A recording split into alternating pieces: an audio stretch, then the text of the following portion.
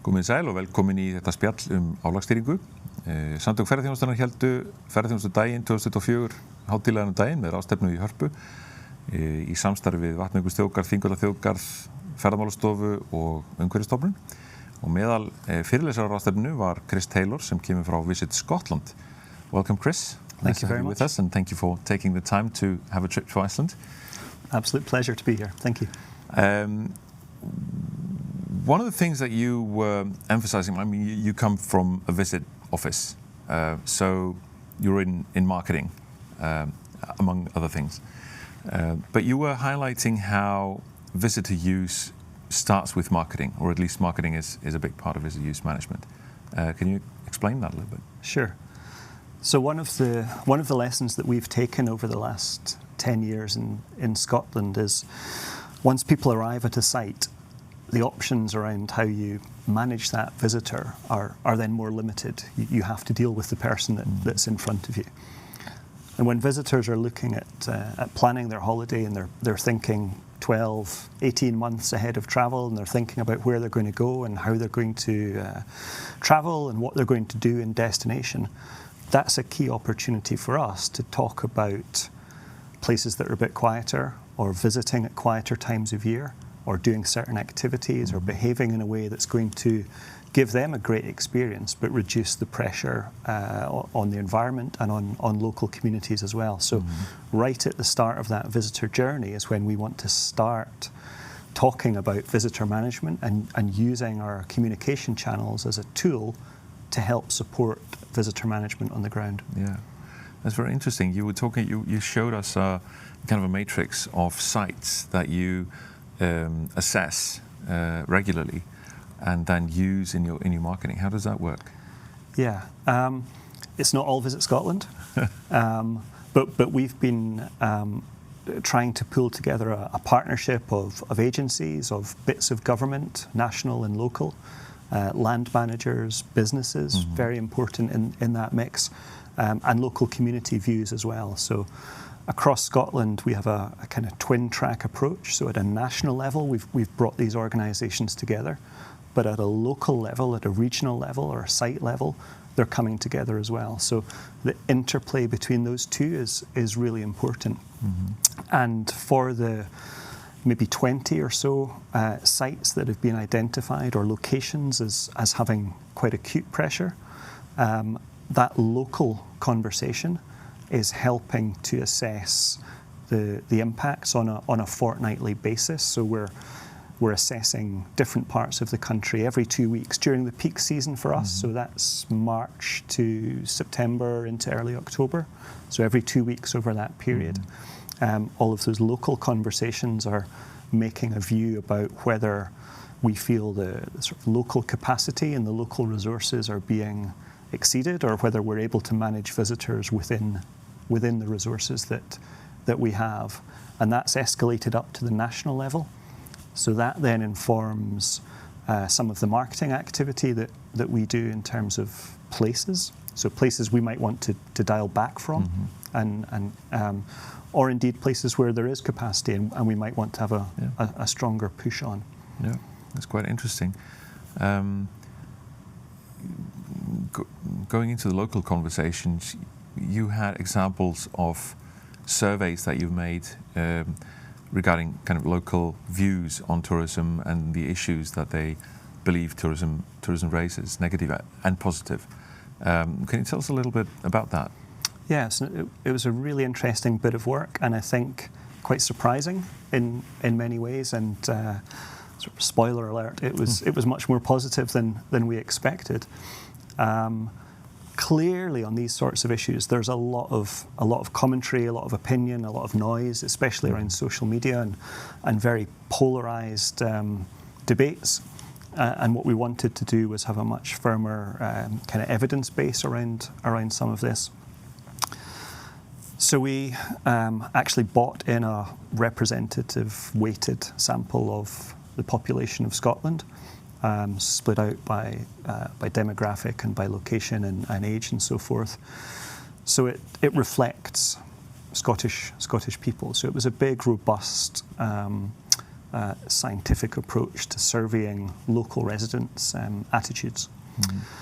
And what that showed was that first and foremost, local residents understood tourism. They understand that tourism creates jobs, that it brings many benefits to an area, that it can help support local services and activities and a sort of bit of a buzz and enjoyment around the place.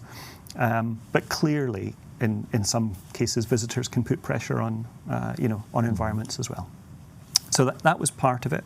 Local people actually had a really good, nuanced, slightly more complex understanding of what tourism is and how it works. But they also had a sense that a lot of the issues were not just due to tourists. That local people drop litter, sadly, and drive too fast sometimes, and cause other issues as well. So what that told us was that local communities have a very good understanding of these always more complicated, and it's never as black and white as it might appear. But despite the fact that local people clearly saw tourism creating impacts, their overall sense of tourism was overwhelmingly positive. So across Scotland, we were looking at sort of 94% satisfaction and very positive outlook towards tourism. That doesn't detract at all from those places where there are real pressures. They're very real and they're acute, and the people who are affected by that, that's important, and that needs resolved and managed. But as ever, kind of context and balance is really important in all of this, and looking at that bigger picture, I think. So the survey was very helpful in, I think, identifying some of the key issues that were causing concern for local people, but also just providing that balanced view on how tourism's performing. Yeah. So one of the things that was apparent in all the presentations was that simple tools for visitor use management can be quite successful. Can you provide some examples of how infrastructure or flow management or things like that have helped in Scotland? Sure. And I would agree. That was something that came through very strongly, I think, from all presentations. At a very basic level, and one of the things I touched on in my presentation is that it's just around having a conversation. We need to get these issues on the table. People who have a stake in this, who are involved, need to feel that they're being heard, and we need to start that dialogue. Yeah, so that's the first simple step that anybody could take, is to get all the relevant voices together, and that's why the conference, I thought, was so important, and such a key step in moving forward. And even though bits of the afternoon clearly were Icelandic, I could still see that people were engaged, enthusiastic. There was debate. It felt good, even as a non-speaker. You could see the buzz in the room. So that's the first thing. That conversation's really important. Over and above that, what we've found as the National Tourist Board is the very simple, clear messaging is very important as a tool for visitors. It's very hard if you give a visitor a 20-page guidance note to read about lighting fires or access. So we have to simplify that, and we have to be consistent across all of the channels that a visitor might be looking at. So they might be hearing from a tourist board, a national park, a tour operator, an agency, a business, a hotel, and we want that to look and feel similar. One of the other things we did was just to distill down to what are those 5 or 6 key things that a visitor does need to know. And for us in Scotland, that was about access, it was about fires in the wilderness, parking, things like driving on single track roads, keeping your dogs on a lead. This caused a lot of concern for landowners and farmers and so forth, and water safety, which became very important. So identifying what those themes are, first of all, and taking people's views on board, and then that very simple, clear consistent messaging, because that's what the research then tells us is helping to change visitors' behaviour on the ground and their expectations before they arrive on site. Having stayed in Iceland for a few days now, being at the conference, listening to the presentations, speaking to people, are there some points that you'll be taking back to Scotland that,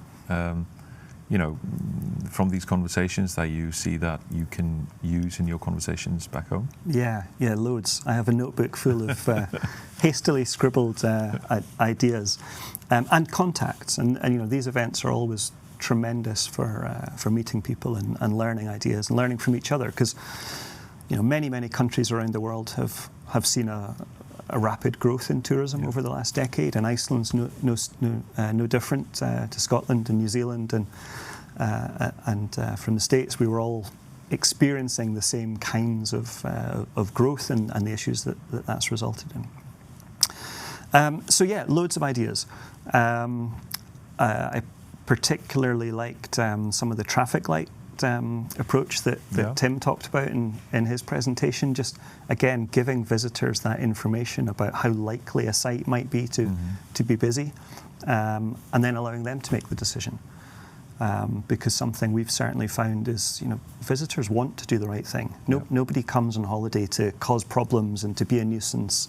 They want to enjoy themselves. They want to have fun. They want to feel part of a community and feel welcomed. So it's about giving visitors the tools that help them do the right thing and help them have a more enjoyable experience. So, loads of examples like that we'll definitely take away. Yeah. Well, thank you, Chris, for taking the time to be with us here, and hope you have a safe flight home. Thank you very much. It's been an absolute pleasure to be here. Thank you.